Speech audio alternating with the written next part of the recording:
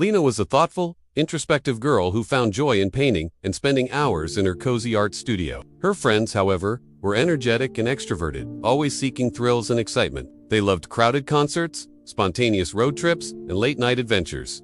And they often tried to pull Lena into their whirlwind of activities. "Come on, Lena, life is meant to be lived. You can't just stay in your studio all day," they would say, trying to convince her to join them on their latest escapade. Lena would often give in, not wanting to disappoint them, but she always felt out of sync with their vibrant energy. At concerts, she would stand at the edge of the crowd, feeling overwhelmed by the noise and chaos. During road trips, she would gaze out the window, longing for the quiet comfort of her studio. One Saturday night, her friends convinced her to attend a huge music festival. Reluctantly, Lena agreed, hoping she might find some enjoyment in the experience. But as the night wore on, she felt more and more disconnected. The flashing lights, the deafening music, and the sea of strangers left her feeling drained and out of place. She slipped away early, returning home exhausted and disheartened. The next morning, Lena decided to recharge by visiting her favorite spot, a serene lakeside park. She packed her sketchpad, a few paints, and a thermos of tea. As she sat by the water, the gentle ripples and the soft rustling of leaves filled her with calm. She began to paint,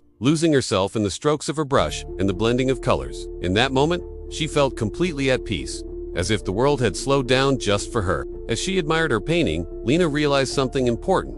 She didn't need to live her life the way her friends did. She didn't need constant excitement or crowds to feel fulfilled. Her happiness came from creating, from the quiet moments of inspiration, and from being true to herself. She loved her friends, but she didn't want to live their lives, she wanted to live hers. From that day on, Lena stopped letting others pressure her into being someone she wasn't.